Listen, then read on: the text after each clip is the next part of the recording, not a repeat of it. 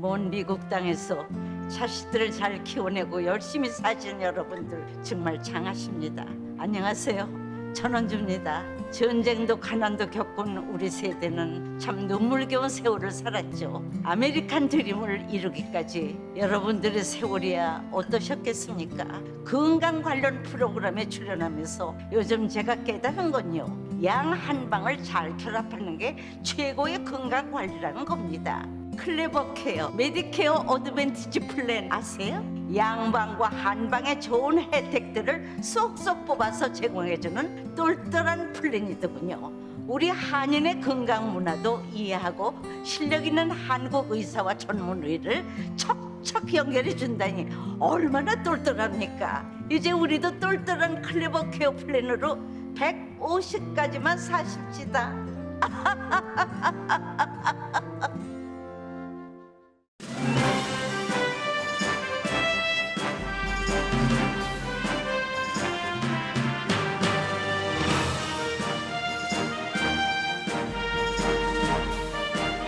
기분 좋은 10월, 여러분의 웃음이 한 달 내내 가득하시길 바랍니다. 강혜신의 오늘의 미국.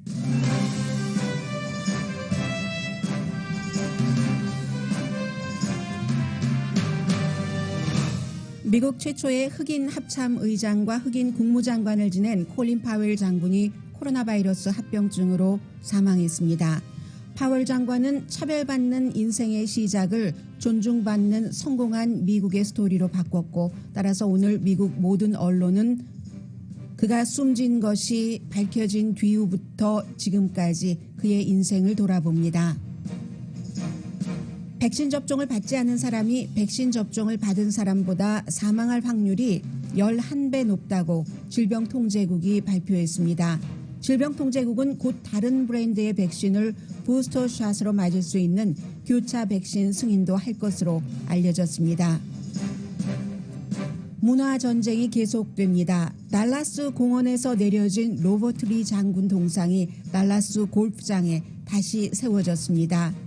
동성결혼을 한 교통부 장관이 자녀 양육 휴가를 받은 게 팍스뉴스에서는 큰 비난거리가 되고 있습니다. 데이케어 센터에서 바이든 대통령이 어린이들과 대화하는 현장에서 트럼프 전 대통령 지지자들이 현 대통령에게 F자 욕을 하면서 시위했습니다. 9월의 소매 판매가 팬데믹 이전이나 그 이후 피크 때만큼은 아니지만 그래도 괜찮은 편으로 나왔습니다. 중국 경제 성장이 1년 전에 비해 낮아졌습니다. 중국은 지난해 세계에서 거의 유일하게 팬데믹 기간 중에도 큰 폭의 경제 성장을 한 나라입니다. 여러분 안녕하십니까? 오늘의 미국 강희신입니다. 오늘 제가 새벽에 출근해서 일을 조금 하고 있는데 그때부터 브레이킹 뉴스가 나오기 시작했습니다. 콜린 파웰 전 국무장관이 숨졌다는 브레이킹 뉴스는 로스앤젤레스 시간으로 새벽 5시경부터 나왔는데, 콜린 루터 파월, 최초의 아프리칸 아메리칸 국무장관, 그리고 최초의 아프리칸 아메리칸 합참 의장, 그의 그 스토리는 많은 것을 얘기를 해줍니다. 우선은 84세로 그가 백신 접종을 완전히 받았는데도 결국은 이제 혈액암 일종의 그 같은 병을 앓고 있었기 때문에 면역력이 약해져서 숨졌습니다. 평생을 34년을 군에서 일한 사람이기 때문에 신체적으로는 무척 단단하게 단련된 사람인 것은 분명합니다. 우선 그 내용이 있는데, 그 밖에는 이민자의 아들로 태어나서 정말로 실제로 그가 인종차별을 받았고, 그럼에도 불구하고 왜 민주당과 공화당 대통령을 포함한 많은 사람들이 그를 존중하고, 그동안에 그의 어떠한 그 국무장관으로서 또는 군인으로서의 여러 가지 이력이 완벽했던 것은 아닙니다. 그의 주장과 공개적인 밝힘에도 오점이 여러 번 있었고, 그럼에도 불구하고 오점을 낼 때는 의도적으로 낸 것이 아니었고, 오점, 잘못됨, 결함임이 드러났을 때는 콜린 파웰 전 합참 의장은, 국무장관은 용감하게 그것을 얘기하고 사과했습니다. 때로는 민주당 대통령에게 투표를 하고 공화당 대통령에게 투표하고 최근 몇 번은 민주당 대통령에게 투표를 했습니다. 군 생활을 35년, 그 뒤에 정치계로 가서 얼만큼을 지냈고 40년 이상 공직 생활을 한 사람입니다. 나중에는 부시 대통령 임기 그 첫 번째 임기에 국무장관으로서 그 사임을 하고 나서는 본인이 오래전에 만들었었던 일종의 자선단체에서 활동을 하면서 특히 어린이들에 대해서 굉장히 신경을 썼고요. 그리고는 오히려 공직 생활에서 은퇴한 이후에 정치에 더 활발하게 참여를 한 사람입니다. 그런데 이제 이 사람은 뭐 오늘 아침에 많은 뭐 세계 다른 나라에서도 당연히 큰 별이 떨어졌기 때문에 사성 장군이었습니다. 뭐 조의를 표하고 미국 국무부에서도 공식적인 입장을 발표를 하고 그를 첫 번째 국무장관, 아프리칸 아메리칸 국무장관으로 만든 조지 부시 대통령도 대통령이 가장 좋아했었던 사람이라고 얘기를 해요. 왜냐하면 대통령 메달을 2번이나 받았으니까요. 그리고 이제 로이드 어스틴 국방장관도 상징이 있죠. 미국 최초의 흑인 국방장관이기 때문에 내 심장에 구멍이 뚫린 것 같다. 이렇게 얘기를 합니다. 그런데 저는 오늘의 미국에서 여러분들께 콜린 파월 전 국무장관의 사망을 맨 앞에 전해드리는 이유는 그가 이민자의 삶, 보통 사람들의 삶, 그리고 그 옳고 그른 것에 대해서 어떤 그 핵심을 정리하는 그의 철학, 또 그 전쟁에 대한 군인으로서의 입장, 이 모든 것들이 우리들을 쭉 돌아보게 합니다. 베트남 전쟁 그 약간 이전부터 그의 태어남부터니까요. 베트남 전쟁 약간 이전부터 지금 그가 숨진 오늘 발표된 2021년 오늘이 10월 18일입니다. 오늘까지의 콜린 파웰이라는 전 국무장관을 통해서 전 합참의장을 통해서 미국의 스토리까지도 쭉 주마간산격으로나마 볼 수가 있기 때문에 전해드리겠습니다. 아버지 부시에 의해서 이제 그 최초의 흑인 합참의장이 됐고 아들 부시에 의해서 흑인 최초의 국무장관이 됐는데 그가 많은 기자들은 국무장관이 되고 나서도 장군으로 많이 불렀었죠. 베트남 전쟁에 참전한 그의 경험이 여러 가지 그 정치에 있어서의 전략을 세울 때도 굉장히 도움이 됐다고 하고 한국에도 2번이나 73년, 76년도에 파견됐었던 사람이기도 하고요. 제일 많은 사람들이 기억하고 있는 것은 2003년도 사담 후세인이 살상 무기를 갖고 있지 않았는데 여러 가지 잘못된 정보에 의해서 살상 무기를 갖고 있으니까 우리 미국이 쳐들어가야지 된다 해서 처음에는 이 사람이 이라크 전쟁을 지지했었던 사람이 아니에요. 그러나 아들 부시 대통령 주변에 딕 체니 부통령과 도널드 럼스펠드 국방장관과 늘 충돌하면서도 결국은 그는 부시 행정부를 위해서 일하는 사람이었으니까 유엔에서 살상무기 갖고 있다 해서 이라크에 쳐들어간 것, 이것이 그의 가장 큰 오점이고 18개월 만에 정식으로 그 당시 몰랐었다 사과를 하기도 했습니다.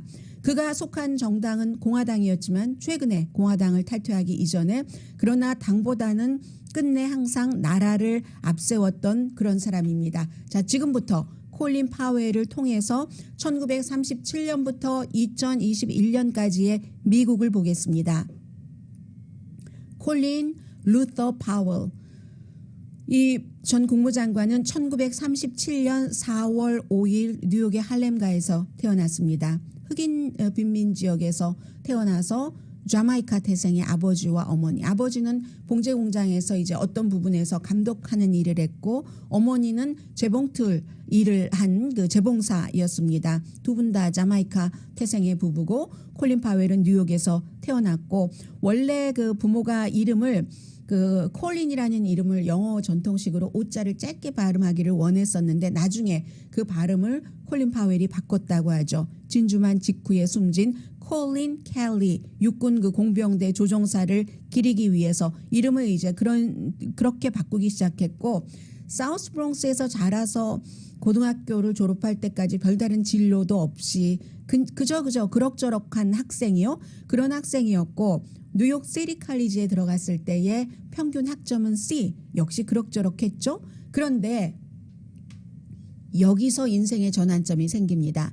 군에서 그 리더를 키우는 ROTC로 입대를 했죠. 그때 이제 훈련받고 할 때 가장 행복했지만 가장 처음으로 뉴욕의 흑인 지역 할렘가에서 살 때는 별로 느껴보지 못했던 인종차별을 그는 ROTC 훈련을 받을 때 처음으로 아주 강하게 느꼈다고 얘기를 합니다.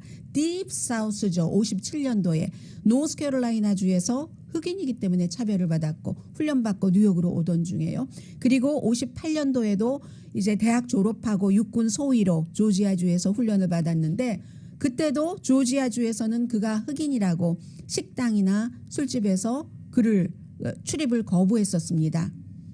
노스캐롤라이나 주에서는 집으로 갈 때 뉴욕으로 갈 때 가스 스테이션에서 화장실을 가는데 흑인이기 때문에 뭐 ROTC고 뭐고 필요 없고 다른 화장실을 써야지 된다는 그런 차별을 받았죠. 그리고 이제 그때 군인이었을 때 그 알마 비비안 존슨과 그 블라인드 데이트, 그러니까 우리식으로 말하면 미팅에서 1962년도에 결혼을 했습니다. 2명의 딸과 1명의 아들. 이 1명의 아들은 연방준비제도의 어떤 그 커뮤니케이션 그쪽에서 일을 했었고 뭐 손자 손녀는 많이 있고요. 1962년도에 존 F 케네디에 의해서 베트남으로 파병됐습니다. 크리스마스 날 파병됐다고 해요.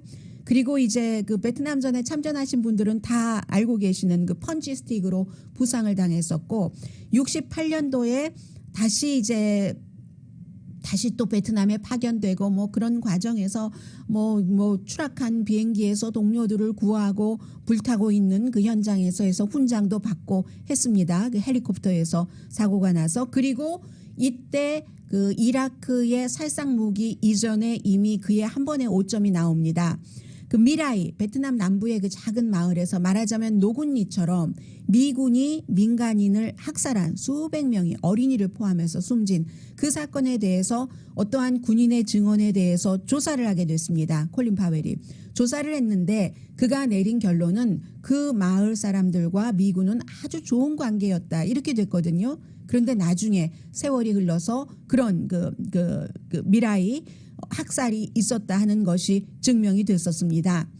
베트남전에서 돌아와서 조지타운 대학교에서 MBA를 하죠. 백악관에 장학금을 받고 그때부터 이제 그 떠오르는 군의 스타가 됩니다. 73년, 76년 이제 한국에 파병됐고 79년도에 그 당시에 육군으로서는 가장 어린 나이에 별을 답니다. 별 하나가 돼요.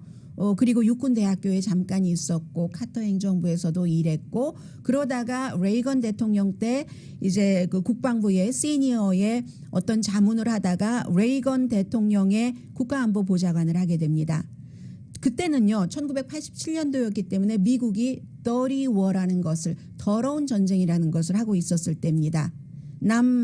남아메리카에서. 그래서 이제 가장 그 중요한 것이 니카라과의 그 우파 의회를 그 지원하고 콘트라 사건이요. 그런 게 있었고 그렇지만 미하일 고르바초프와 미국이 무기 감축 조약 같은 것을 만드는데도 콜린 파웰이 레이건 대통령에게 아주 중요한 자문을 했습니다.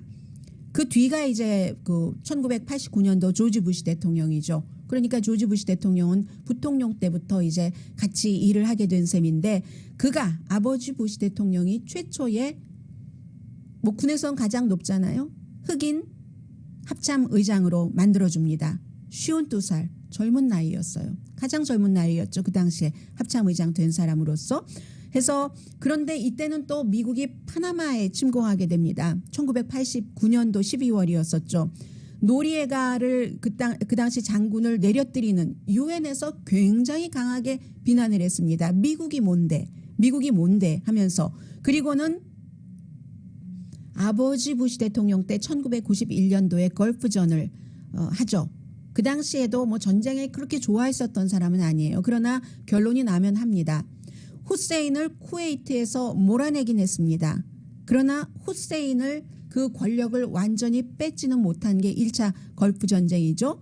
그때 이제 파월 독트린이라는 게 나와서 지금도 많은 군인들이 이것을 따른다고 하는데 외교적인 것, 정치적인 것, 경제적인 완전한 그 합일체와 같은 지원이 없이 군대만으로는 안 된다는 것. 전쟁을 치를 때도. 그게 파월 독트린입니다. 그렇지만 일단 본인의 생각은 그렇지만 대통령이 결정을 해서 군대가 들어가게 되면 아주 가능하면 강하게 빨리 해치워야지 된다. 적을 빨리 제압해야 된다. 그리고 우리 군의 사상은 그로 인해서 최소로 만들고 이게 이제 파월 독트린인데 베트남 전 때 그 많은 참상을 보고 생긴 것이라고 하죠. 해서 아무튼 그 당시에도 딕 체니가 그 아버지 부시 때 또 그 군사적인 것을 너무 아버지 부시에게 잘 했기 때문에 국방장관으로 딕 체니와 반대를 했지만 또 군인으로서 이렇게 해야지 될 때는 그렇게 했다는 거죠. 그래서 데저트 스톰에서도 데저트 그 쉴드 사막의 폭풍 사막의 쉴드에서도 성공을 하면서 그때부터 이제 90년대 초 이후에 콜린 파웰이라는 사람의 이름이 국제적으로 알려졌습니다. 그 뒤에 대통령이 민주당의 클린턴이죠. 처음에는 이제 클린턴 대통령과 무척 부딪혔습니다. 나중에는 클린턴 전 대통령이 그를 국무장관으로 하려고 했는데 파월이 원치 않았다고 해요. 그런데 왜 그렇게 반대했느냐? 처음에는 군대에서 동성애자들을 받아들이고 하는 그런 부분에 대해서 클린턴 전 대통령이 don't tell, don't ask, don't tell policy. 그러니까 묻지도 말고 대답하지도 말라. 그러나 동성애자들을 군인으로서는 활동을 하게 하라 하는 거였잖아요. 여기에 콜린 파웰은 강하게 반대했었던 사람입니다. 이 사람은 그 이전에는 민주당 대통령에게 투표를 했었는데 뭐 존슨, 뭐 케네디, 카터. 그런데 레이건 때부터 공화당이었던 것과 마찬가지거든요. 그래서 이 군에서의 동성애에 대해서는 굉장히 반대를 했고 대통령과 충돌을 했죠. 당시에 매들린 올브라이트가 국무장관이었습니다. 유엔에서 서로 충돌했습니다. 그때도 93년도였는데 보스니아 내전에 개입하는 것, 보스니아에 개입하는 것을 콜린 파웰은 반대를 한 겁니다. 이 파월의 독트린이라는 것은 군대를 쓴다는 것은 미국의 위협이 될 때만 군대를 써야지 된다는 겁니다. 그때만 군사 대응을 해야지 된다고 강하게 믿는 사람인데 뭐라고 얘기를 하냐면 미국 군인은 세계 게임 보드에서 이리저리 옮겨다니는 장난감 병정이 아니다. 정말로 써야지 될 때만 군사력을 써야지 된다는 얘기였습니다. 93년도 군에서 제대했습니다. 그리고 자서전을 써서 막 600만 달러 당시에 받고 써서 뉴욕타임즈 베스트셀러가 됐고 있죠. 마이 아메리칸 존이라는 책을 읽으신 분들이 굉장히 많으실 겁니다. 지금 콜린 파웰 코비드-19 합병증으로 숨진 전 국무장관에 대해서 말씀드리고 있습니다. 자선 일을 많이 했고요. 그러므로 미국의 공직자 가운데서 가장 존경받는 공직자의 이름이 많이 올려졌습니다. 이제 군에서 은퇴를 했으니까 의무로부터 자유로워지는 그는 양당에서 존중했기 때문에 서로 뭐 부통령 후보도 생각해보고 대통령 후보도 생각해보고 했지만 그런 것을 결코 하지 않았습니다. 특히 96년도에 빌 클린턴 전 대통령이 재선 나갈 때 공화당에서 이를 후보로 이 사람을 올리려고 했는데 정치하는 것에는 별 열정이 없었던 사람입니다. 콜린 파웰 전 국무장관은 2001년 아들 부시가 은퇴해서 여러 가지 그 시민으로서의 봉사를 하고 있는 콜린 파웰을 국무장관으로 만들죠. 최초의 흑인 국무장관입니다. 그래서 그 당시에 이 콜린 파웰 국무장관은 자신의 그 영웅인 국무장관으로서의 영웅인 조지 마샬을 모델로 잡았다고 합니다. 프랭클린 루즈벨트나 그 한국전 참전을 결정을 한 해리 트루먼 아래서 국무장관을 했었던 사람이죠. 그러면서 아들 부시 때에도 딕 체니와도 싸웠고 도널드 럼스펠드와도 너무 이 군사력을 쓴다 하는 것으로 싸웠고 9.11 이후에 이러한 그 강성들과 많이 그 부시 행정부에서 국무장관으로서 싸웠는데 왜냐하면 그때는 다른 나라 지지 없어도 테러와의 전쟁을 하겠다. 럼스펠드 다른 나라 지지가 뭐가 필요해? 미국이 세계 최고의 강한 국가인데 라고 얘기를 했고 부시 아들 대통령은 딕 체니와 도널드 럼스펠드 말을 들었습니다. 그러니까 이제 할 수 없이 파월을 내세워서 유엔에서 2003년도에 왜 이라크를 침공해야 되는가 하는 사담 후세인이 살상 무기를 갖고 있기 때문에 위험하다 하는 연설을 콜린 파웰이 했고 그 연설이 굉장히 주목받았고 그로 인해서 이라크에 침공하는 어떠한 그 계기를 아주 좀 강하게 만들어주기도 했습니다. 그리고 나서는 18개월 뒤에 사담 후세인 정권은 무너졌지만 파월은 그 당시에 그 정보가 잘못됐었다. 살상 무기는 없었다라고 인정을 하면서 부시 첫 임기 때 2004년도에 국무장관을 사임합니다. 다음에 몇 년은 조용했죠. 아메리카 프로미스라는 것을 97년도에 이제 어린이들 돕고 하는 기구를 만들었었거든요. 그러면서도 몇 년 조용하다가 계속 정치 이슈에 대해서 말해왔습니다. 부시 대통령 행정부도 비난했습니다. 관타나모 베이에 있는 포로 제네바 협약에 맞지 않는 나쁜 대우를 한다. 이런 것으로 비난을 했고요. 그리고는 2008년도에 콜린 파웰은 버락 오바마 대통령을 공식 지지합니다. 후보였을 때. 그 당시에 후보가 존 맥케인 공화당이었습니다. 존 맥케인에게도 선거 기부금을 줬지만 그는 최초의 미국의 흑인 대통령을 꿈꿨던 버락 오바마를 아주 강하게 지지를 했습니다. 왜 그 당시에 그렇게 말을 했냐면 맥케인도 좋지만 세라 페일린이라는 부통령 후보가 이거는 아니다라고 얘기를 해서 공화당 보수로부터 엄청나게 비난을 받았죠. 콜린 파웰이. 그러나 결정하지 그 오바마라는 사람이 어떤 사람인지도 잘 모르겠고 상원의원 한 번 했다고 하는데 이런 무당파 아니면 온건한 사람 심지어 일부 온건한 공화당도 오바마를 찍게 하는데 콜린 파웰의 역할이 굉장히 컸습니다. 더군다나 오바마가 여러 가지 군통수권자를 하기는 너무나 위험해 보인다 했을 때 정말로 군통수권자 아래에 합참의장을 오래 하고 했었던 콜린 파웰이 그를 지지해서 오바마의 표를 도와준 것이 사실입니다. 2016년도에는 트럼프를 후보로 공화당의 대선 후보로 뽑은 공화당을 상당히 비난하면서 힐러리 클린턴에게 투표합니다. 그리고 지난번 선거에서는 전당대회에서도 연설을 했지만 바이든 후보를 지지했었습니다. 그는 콜린 파웰은 트럼프는 국가 망신이고 국제사회에서의 왕따다 이렇게 얘기를 했습니다. 말씀드린 대로 케네디, 존슨, 카터에게 투표했지만 레이건 이후에는 공화당에게 하다가 오바마 때부터 트럼프가 나오고 하면서 다시 이제 바뀐 거죠. 그리고 1월 6일 의사당 사건 이후에는 공화당을 떠났습니다. 그냥 본인은 시민으로서 투표할 때는 공화당에도 투표하고 민주당에도 투표했는데 지금은 나라만 본다. 당을 보지 않는다. 이게 이제 콜린 파웰 전 국무장관의 얘기고요.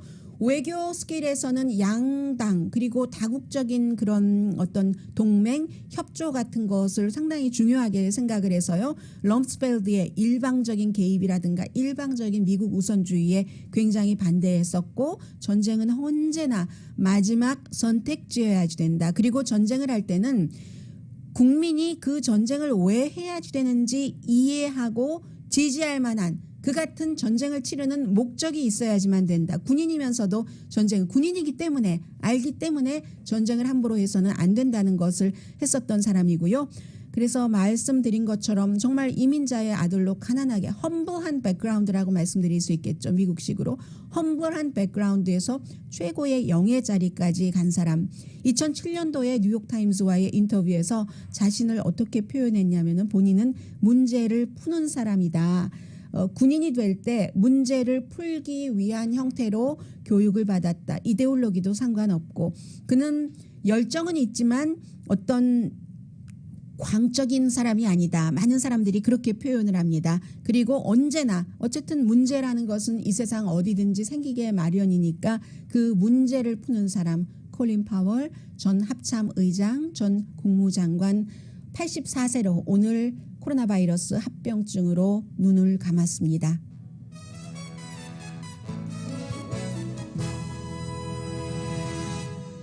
오늘의 미국은 전문가가 추천하는 이민법, 가정법 전문 제인정 종합법률사무소, 미주류 언론과 유명 인사들을 감동시킨 미주 판매 1위 카후나 마사지 체어, 한인 기업의 자랑 카후나 마사지 체어, 코지다운 갤럭시 거위털 이불은 잠이 솔솔 오게 하는 기능성 거위털 이불, 거위털 이불 전문회사 코지다운, 친절하고 자세한 상담으로 절개를 최소화하는 복강경 수술 전문 장지아 외과, 매일 아침 재래식으로 직접 만드는 검정콩 생순두부 수라원 순두부, 차원이 다른 샴푸형 흰머리 염색약 수화연을 핫세일 중인 한국 홈쇼핑 공동후원입니다. 잠시 뒤에는 뭐 주말 사이에 식품의약국에서 이제 백신 부스터샷에 대해서 얘기한 것도 있고 오늘 또 질병통제국이 얘기한 것도 있고요.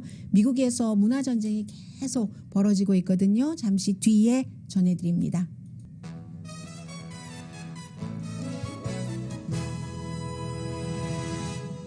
라디오 서울 방송 오늘의 미국 듣고 계십니다. 백신 접종을 받지 않은 사람이요. 백신 접종을 받은 분에 비해서 8월 현재 데이터입니다.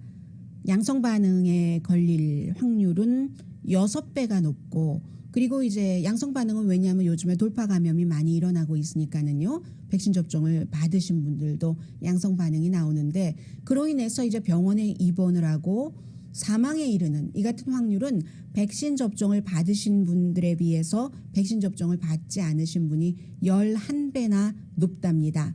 그리고 이제 백신 받은 사람 가운데서 감염되는 확률이 가장 높은 그 어느 백신을 접종을 받았는가 하는 것은 존슨앤존슨이고요. 원래 처음부터도 이게 그 변이 바이러스를 그 목표로 해서 만들어진 것이 아니고 그리고 그렇다 하더라도 모더나라든가 아니면 그 파이저 앤 바이오엔텍과는 그 시스템 형태가 다르잖아요. 백신이 만들어지는 게 mRNA 방식이 아니기 때문에 존슨앤존슨은 훨씬 좋은 확률이 높고요. 사망 확률도 더 높답니다. 세 가지 가운데서 구태여 따지자면은 모더나가 가장 이 그 확률이 낮고 병원에 입원하거나 사망할 확률. 그 다음이 파이저 앤 바이오엔텍. 그 다음이 존슨앤존슨입니다. 그렇기 때문에 이제 앤토니 파우치 박사 같은 사람도 이 존슨앤존슨은 원래 2번 맞았어야지만 된다 이런 얘기가 나오고 있고 이 모더나 부스터샷 필요성이 이래서 이제 더 많이 나오는 것이고요. 제가 9가지 형태가 있거든요. 이 부스터샷을 어떻게 맞는가 하는 그것에 대해서는 뭐 시간이 있으면 전해드리겠습니다만은 어쨌든 존슨앤존슨도 부스터샷 접종까지 하고 나면은 훨씬 좀 안전해지고요.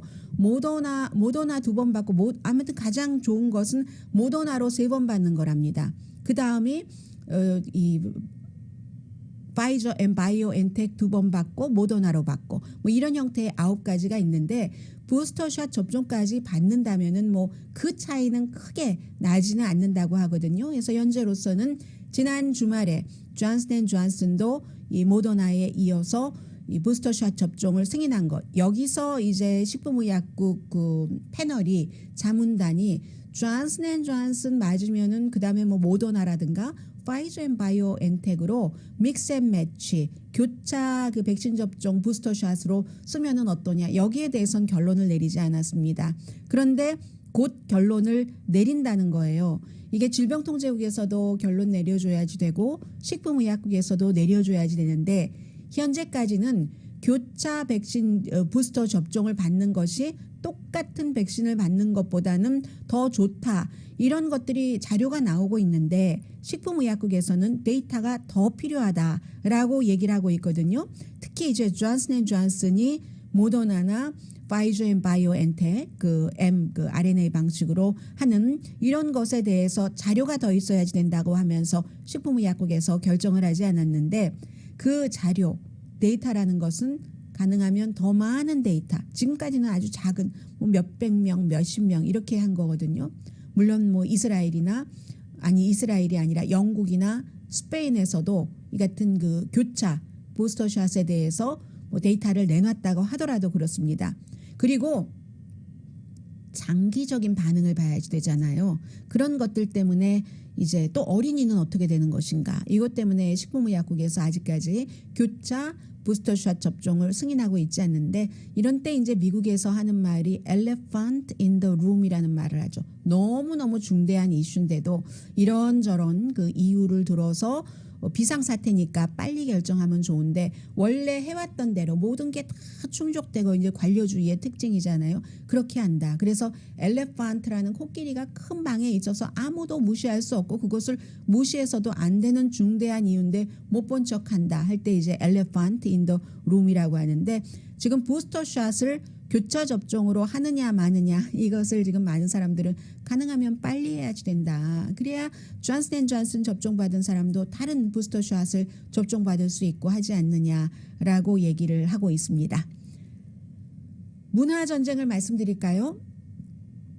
달라스 공원에서 2017년도였습니다. 그때 로버트 리 장군 동상이 내려졌습니다. 왜 내려졌냐면 그때는 그 트럼프 전 대통령 시대에 뭐 취임하고 얼마 되지 않았을 때죠. 버지니아주의 샤롯빌에서 뭐 백인 우월주의자들 가운데서도 좋은 사람이 있다. 뭐 그 백인 우월주의에 반대하는 시위대와 마찬가지로 이런 얘기를 했었을 때죠. 그때 이제 한창 이건 인종차별 안 돼. 그리고 이게 뭐 노예제부터 시작했고 노예제를 지지했던 로버트 리 장군 점점점점 하면서 달라스 공원에서 내려졌는데 그 뒤에 이제 그 동상들의 처리는 지역에 어느 정도 그 결정권이 있기 때문에요. 경매에 붙였습니다. 누군가가 샀죠. 그리고 2019년도에 골프장에 기부를 했습니다.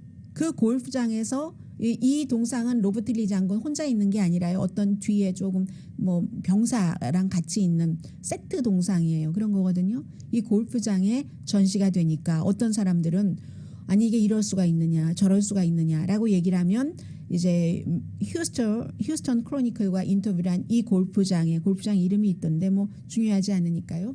그 매니저가 인터뷰를 했는데 정말 매혹적인 예술의 그 뭐 아주 극치다라고 표현을 해요. 그러면 다른 사람들은 아니 나치 문장을 또 그러면 뭐 매혹적인 예술의 극치라고 얘기를 할 수 있는가? 아돌프 히틀러의 기념물을 만들어서 매혹적인 뭐 예술의 극치라고 할 수 있느냐? 이런 식으로 계속 이 점은 지금 문화 충돌을 하고 있고요. 그리고 교통부 장관에 대해서는 잠시 뒤에 말씀드리고 이 대통령에 관한 그 사람들의 어떤 대하는 것들도 과거와 많이 달라지고 있거든요. 사나워집니다. 거칠어집니다. 이 부분을 전해드립니다. 주말에 있었던 일이에요. 바이든 대통령이 커네디컷에 있는 데이케어 센터에 갔습니다.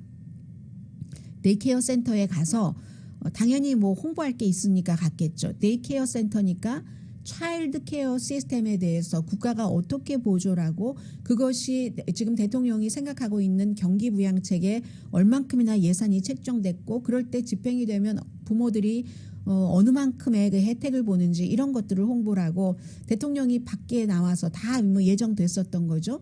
놀이터에서 어린아이들이 이제 키가 작잖아요. 데이케어 센터니까 대통령이 완전히 땅에 거의 주저앉는 식 그 엉덩이를 바닥에 대지만 않았지 그런 식으로 아이들과 막 얘기하고 있고 하는데 크리스천 사이언스 모니터가 보도한 것을 보니까 그 바로 바깥에서 트럼프 그 전 대통령 지지자들이 시위를 하는데 대통령에게 F자로 시작되는 욕을 막 하는 거예요. 무슨 F 바이든 무슨 바이든 하면서 막 물론 그날 이제 반대적인 시위도 있기는 있었습니다. 항상 대통령이 가는 곳에는 이제 그 주목을 받기 위해서 여러 이슈를 가진 사람들이 시위를 하죠.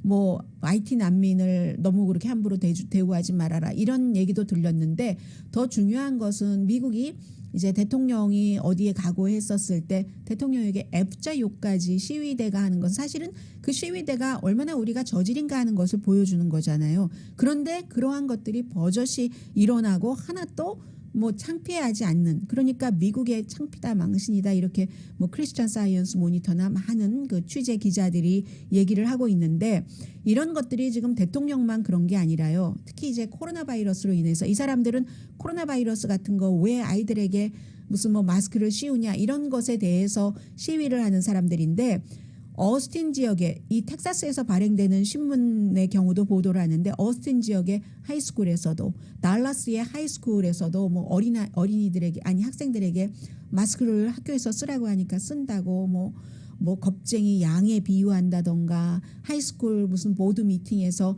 그 하이스쿨에 다니는 학생의 부모도 아닌 사람들이 계속 와서 욕하면서 시위하고 그리고는 이 같은 로컬 싸움이 전국으로 퍼져나가고 또 어린아이들이 데이케어 센터에서 뭐 들은 아이들도 있지 않겠어요. 대통령에게 F자 욕을 하는 그런 것들을 듣고 뭐 상처받지 않을 수도 있지만 마음속에 저런 욕 아무렇게나 해도 되는가 봐 할 수도 있고 미국이 점점 거칠고 좀 그 원래 그랬는지는 모르겠습니다만은 사람 마음속에는 다 아주 천박한 것, 악한 것 다 들어있잖아요. 그런 것들을 이성으로 누르고 누군가 모델이 될 만한 지도자가 그렇지 않게 하면 나도 그렇지 않게 하고 하는데 그런 것들이 굉장히 많이 나오는 것이 전혀 멈춰지지 않고 있다는 것 말씀드리고요.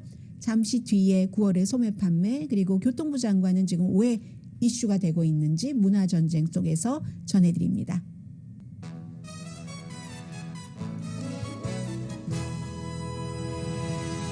라디오 서울 방송 오늘의 미국 듣고 계십니다. 9월 달에 그 소매 판매가 전문가의 예상보다 좋았습니다. 사람들이 소비를 하네. 주머니에 돈이 있으니까 뭐 이런 정도요. 그래서 8월 달에 비해서 0.7% 늘어났습니다. 0.2% 줄어들 것으로 예상을 했습니다. 이게 뭐 가격이 올랐으니까 그렇지 그렇게 생각할 수도 있고 사실 부분적으로 사실입니다.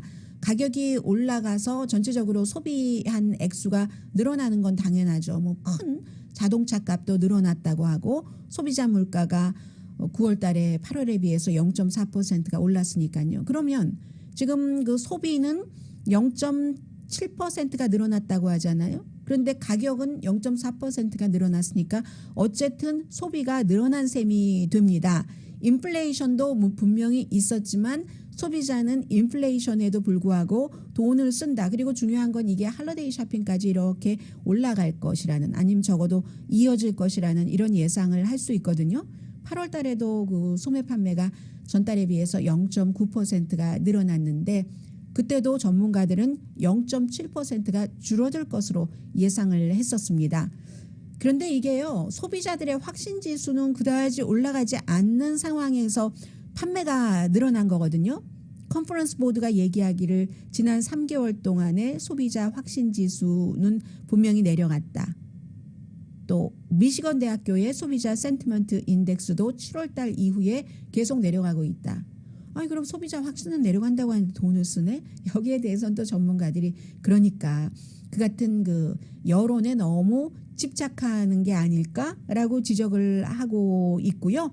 아무튼 도전은 있지만 미국 경제가 공급망과 관련해서 특히 더하죠. 그렇지만 사람들이 돈이 있고 또 그동안 또 세이빙 돈도 있고 하니까 돈을 쓰고 싶어하는 마음은 분명하다.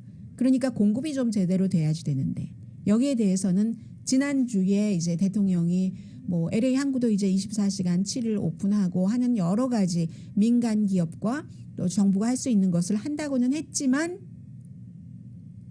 많은 도전이 있는 게 사실이죠.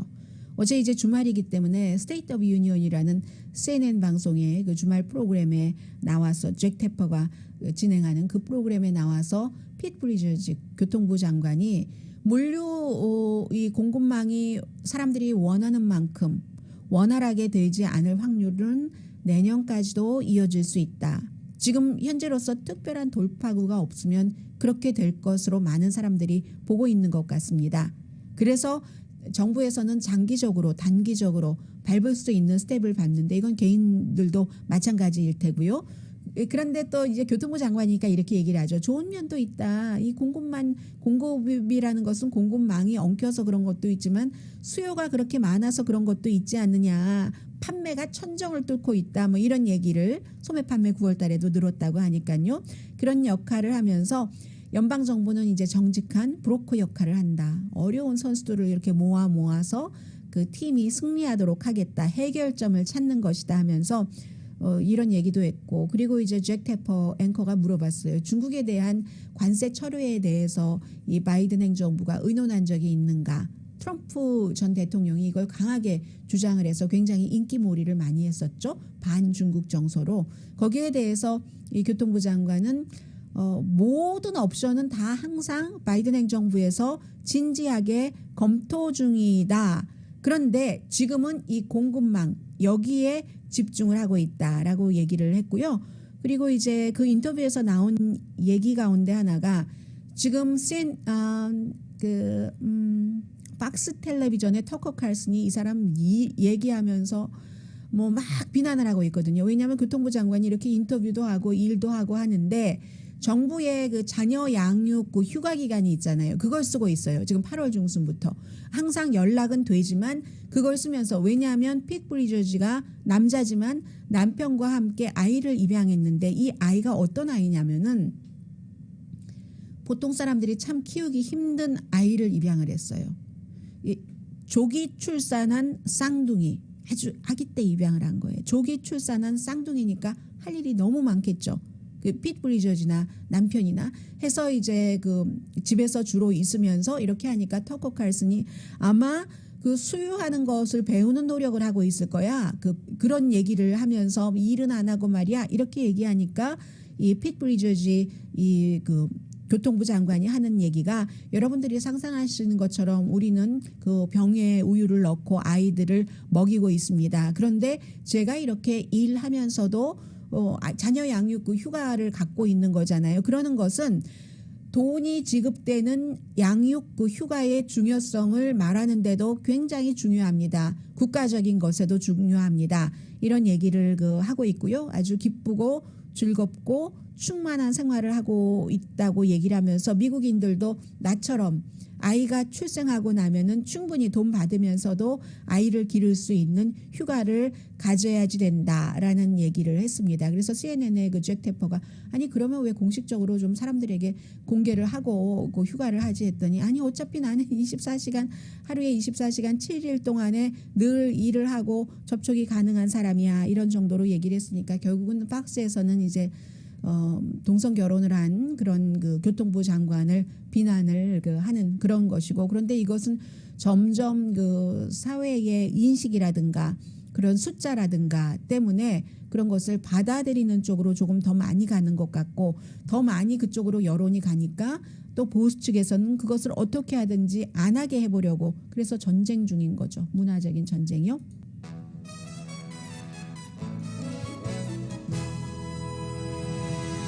라디오 서울 방송 오늘의 미국 듣고 계십니다. 중국이 그 3, 4분기의 경제 성장이 4.9%이기 때문에 예상보다 낮았고요. 그 2, 4분기 때는 7.9%였거든요. 미국 다음으로 큰 경제 대국. 그런데 왜 이렇게 됐느냐? 칩이 부족해서 중국도 마찬가지입니다. 어떠한 그 공급이 연기되고 뭐 전기가 나가서 정전돼서 공장이 가동되지 않고, 강철도 뭐 모자라고, 건축도 슬로우하고, 게다가 이제 코로나 바이러스가 있고, 이런 모든 것들이 원인인데 1, 4분기에는 18.3% 성장했습니다. 그런데 3, 4분기에 4.9%밖에 성장하지 못한 거거든요. 1, 4분기에는 그때 그 해외 바이어들이 너무나 중국 상품을 많이 원했었기 때문에 성장을 했고, 그 이후에 물건을 많이 만들어내지 못한 거죠. 그래서 3월 달에는 올해 그 경제 성장이 한 뭐 국내 그 총생산이 6%는 되지 않을까 적어도 예상했는데 5.2%로 낮췄고요.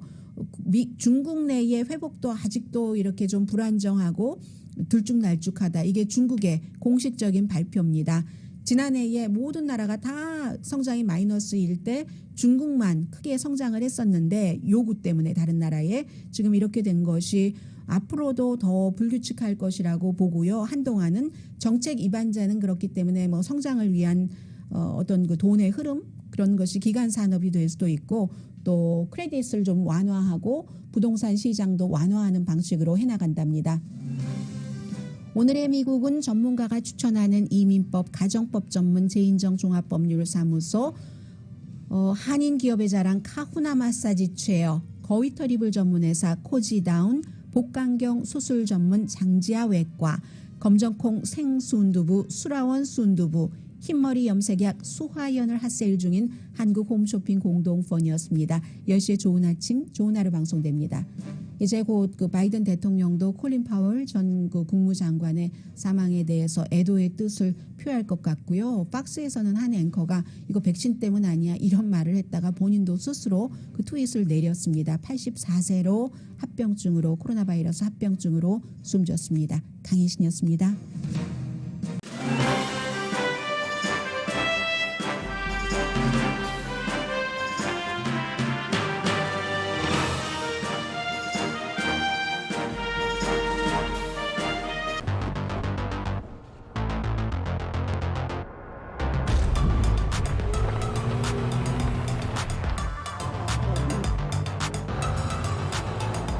가득 실으세요. 원하는 건 무엇이든 초대형 그림도 거뜬하죠. 언제나 기아 카니발 MPV는 자신 있게 말합니다. 당신의 다음 도전은 무엇인가요? 기아 카니발 MPV